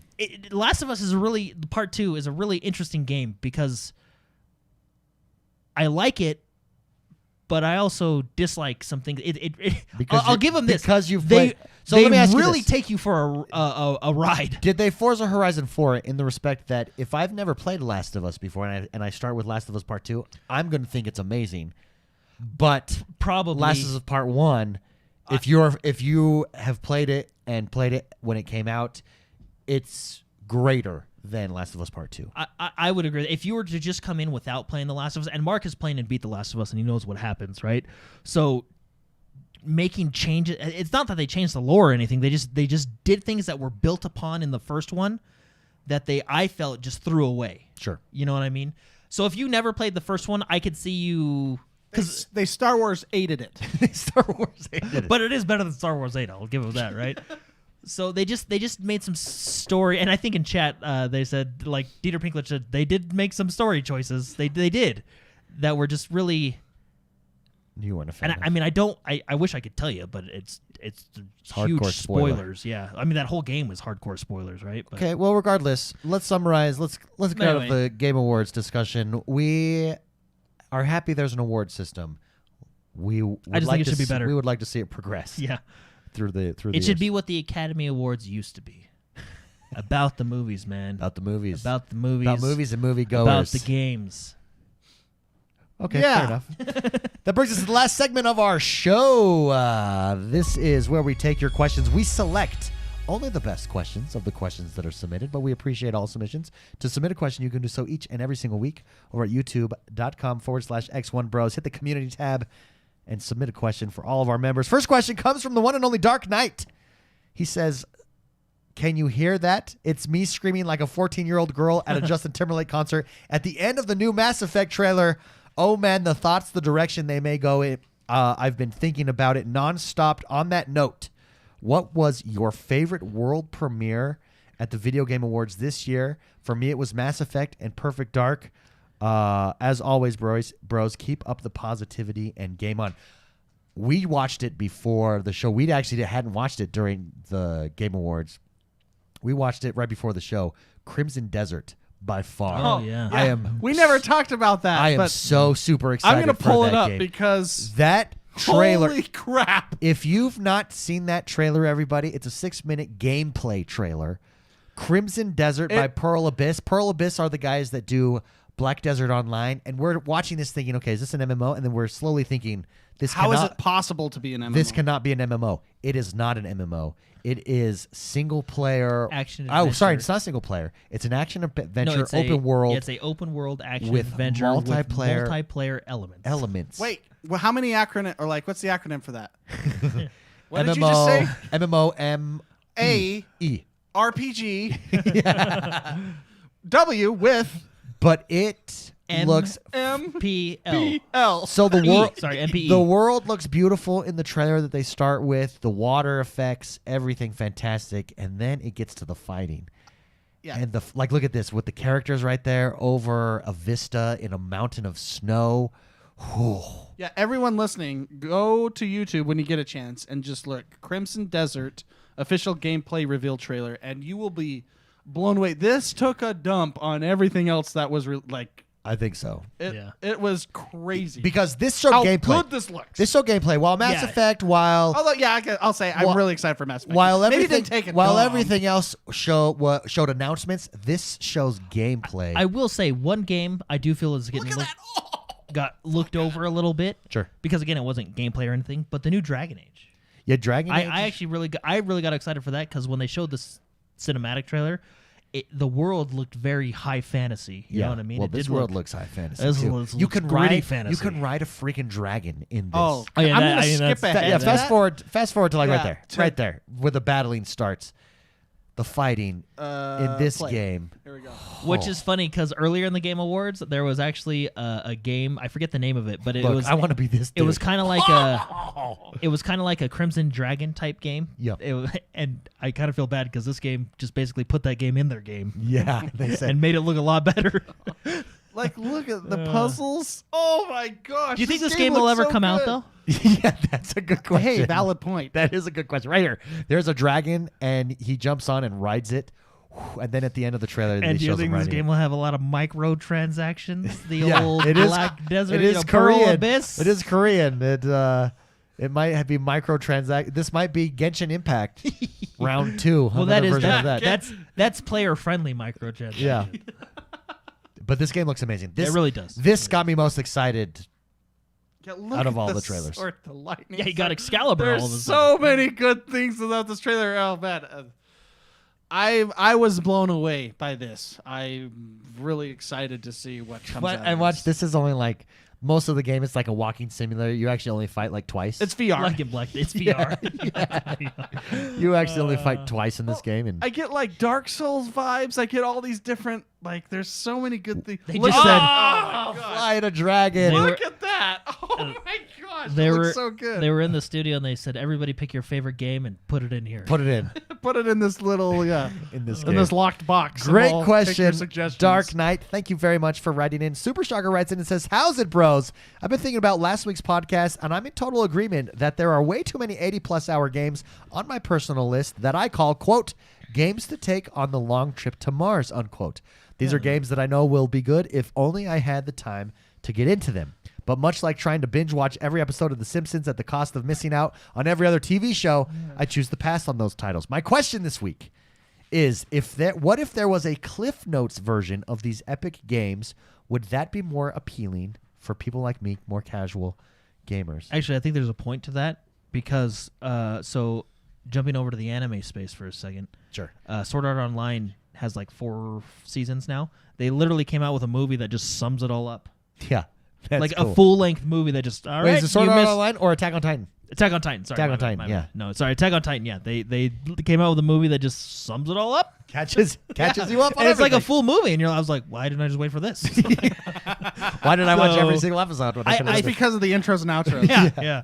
I think, like in anime, it obviously worked, right? I think in video games, I don't think it can work because, let's take The Witcher, for example. If there was a cliff note of that game, like what if it skipped through a lot of the Bloody Baron stuff? One of like the Well, best side quests are, you know what I mean? Like, obviously the best way to play would to get all the stories to play all the story. but wouldn't you say like, it almost like if you don't experience that, like the just off the beaten path, like I found this guy and then all of a sudden he was in the main quest later down here, you know? So and it's because I met him over here, type This, of, you know? this is an interesting question, Super Shocker, that I included because I wanted to have this discussion.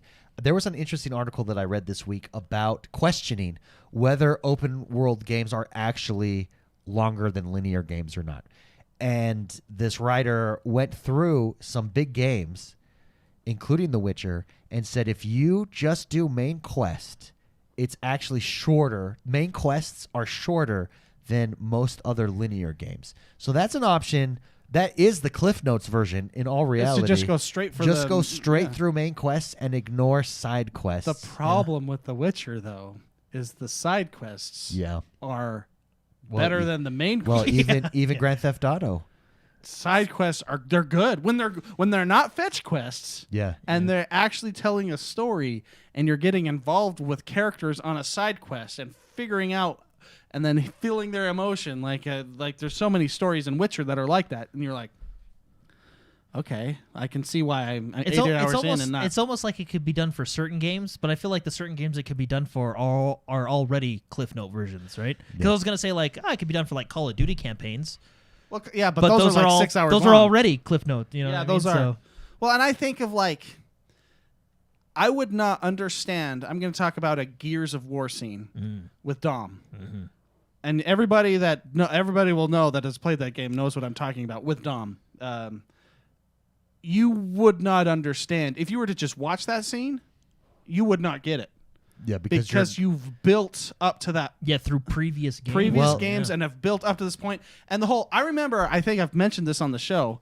I remember grabbing my wife after I played that scene, and I'm like, sit down and we're going to watch this together.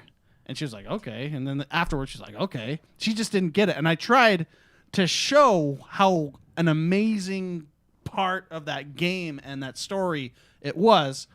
But if you don't do it, do you actually get the same amount of value of that story, of all that? I don't think you do. I don't think Cliff Notes can do what... Here's the big question. Can you get character development out of Cliff Notes? I don't know. It makes it very hard. You saying that, we talked about it more recently in today's podcast with Cyberpunk. I was the first couple hours. The reason that when they ramp it up, it's so good is because they've done it to you without you realizing it, giving you these connections and feelings with your character, with other characters in the game, and they ramp it up on you in Cyberpunk when it takes off. And it is doing some of the tedious fetch quests and tedious is the wrong word, but additional content outside of the main story that provides that with you. Cliff Notes, you would understand the story and the lore, but you wouldn't have the feeling. You wouldn't have the connection. You wouldn't get it. Like even the Mass Effect, like they have a lot of videos explaining the Mass Effect lore, but you just wouldn't have that reaction that some of us in chat and I had seeing the character at the end of the trailer and knowing who it is and just getting excited that she's in the game. You wouldn't get that by watching the Cliff Note version. You know what I mean? So unfortunately, I would have to say the answer to that, as far as my opinion, is if you want the full experience, you can't Cliff Note it. I don't think there's a way around that. You can get the story, which is very helpful. Like you can find out, why the Mass Effect, the gateways and all that but stuff. you're not going to have the experience. Sure, yes. Great question. Super Shocker, love it. Thank you very much for writing in. Jake the Tank writes in and says, hey guys, with some podcasters being put into Cyberpunk like Elena Pierce, it got me thinking, if a developer or a studio were to approach you to be in a game, what developer would you most hope it would be? Also, is there a specific genre, type, era of game you'd be most fitted for? Keep up the most excellent work, bros. Spicy. I would love to be a Grand Theft Auto character. I want to be Brucey. I want to be, or Packy or somebody, like, I want to be a Rockstar character. Yeah, That would be a good one. I would want to be some zany, crazy side mission. What comes to mind Trevor? is no, kind of. What comes to mind? Two side missions come to mind, both from Rockstar. The Gravedigger in the first Red Dead. yeah! Sid? What's Is his it name? Sid or Seth? It's Seth? something like Seth. Sid or Seth. Seth. I thought it was Sid, but It I might could be wrong. Sid. I think it's Sid. Sid. But Sid? yeah, Like, that guy I is- would love to be a memorable zany side Yeah. quest, or the old movie star couple in Grand Theft Auto 5 that are grabbing obsessed grabbing with like movie the stars. fingers or the underwear Yeah. and the rings of all Yeah, these movie that's stars. what I want, and the three of us could be some quest like that I think would be super cool. There's no specific genre. You could do that in any genre, but I Yeah. want to be a zany, memorable side quest. That would be pretty funny. Brucey. I want to be Brucey. That guy is Jordan, all roided Jordan, Very how out. about you? likable. Jordan, how about you? No, I don't know. I think I agree with you guys. A Rockstar game would be solid. Although, I don't know. It'd kind of be nice to be like a Hearthstone card. Like not like a crappy like one mana card. Like a legendary. You want a card that everyone. You want a Deathwing animation Yeah. that comes Yeah, and boom, slams and it, down like, and the whole board fire moves. goes everywhere. Yeah. Defense Strader says he'd be Laszlo. Laszlo. Solid. Solid. Great. Actually, you know what? I think I'd rather be like a skin in a game, like Fortnite. You know, Okay. like the Jordan skin. That'd be cool. You know? No, I think Or like, I yeah. think what lasts longer is a memorable side quest. You know what's interesting, by the way? I think the skin would have this shirt because I think the you've power button. accidentally worn this like the last No, three I purposely episodes. wear this shirt. It's my new. It's the power on. Yeah, it's the power on shirt. There you go. Yeah. Great That's question. good, yeah. Jake the Tank, thank you very much for writing in. And last, we have Chris BD who writes in and says, with the announcement of xCloud on PC and iOS, do you think it will also work with the MacBook? Also, what's something you're surprised that you like about the new consoles? I actually just like the design of it. I'm really surprised at every time I look at it, I just think this thing's nice. It's like a centerpiece of my This office. is nice. You know what I've noticed, and I don't know if I like it or dislike it, but when you guys turn on your console, does it beep? Like go doo doo? I don't I don't no, it think doesn't. so. It doesn't. Yeah, mine does. Do I miss that or not? I don't know. I don't think you do. Yeah. I'm pretty sure that you're okay with it. Yeah. Yeah, I know. don't I'm okay with No. mine. I have noticed that like recently. I'm like, because I turn it on and I'd be like, wait a minute. I feel like there should be a sound. As there. far as the xCloud news, so xCloud, Microsoft announced that xCloud is coming in spring to Apple and PC. And the reason that it's coming to both of those and they announced it at the same time is because it's going to be browser based. So it will work on your MacBook. It's going to come right through a browser. It will work on any laptop Well, essentially. and that was their workaround. That's their via workaround. The iPhone anyway too as well. Yeah. Yeah, so it's very exciting. It's central to Microsoft's strategy, Xbox's strategy going forward for sure. But anything that you're surprised that you like about the new console, Spicy? Well, I think it's related, and I don't think I'm surprised that I really like it because I like it. But can I just say, putting the notifications on the bottom left has changed my life. Oh, the new update. Yeah. The update has now I can see that you actually invited me to a party. I can actually see what's going. Like everything's in the notification where it wasn't all consolidated before. Yeah. It makes sense to have the notifications all in a Notification section Yeah. and very easily, quickly obtainable. That sounds stupid, but I'm a simple guy. And you love it. Nice. Yeah. Anyways, no, the design's great. Yeah. I will say, I mean, David, like you said, it's a centerpiece. I do like the verticality. I think this is actually the first console I've actually legit like. When you get the new console, you're like, oh yeah, I can stand up. That's cool. And then I usually lay it down, right? This is actually the first console that I've legitimately just kept standing up. I agree. Probably because it's just a cube. I really like the stand-up factor. Yeah. Great question, Chris BD. Appreciate it. Everybody, that does us for today. Stay tuned. Next week, we're going to bring more in-depth review. Next week is our last week of the year, and then we are back on January 8th. Don't forget. So stay tuned for that. This is the only time of year that we take off. We come at you every single week, except for these 2 weeks during Christmas and New Year's. It's very exciting. Cyberpunk, it's here. Thank you for joining us, everybody. Thank you for listening. If you haven't, come over to YouTube. Subscribe to us over here, youtube.com/XoneBros. And head over to iTunes or Spotify and leave us a 5-star review. It really helps the show. It helps get us out there. Share us with your friends on social media. We love you guys. Have a great week. Bye-bye.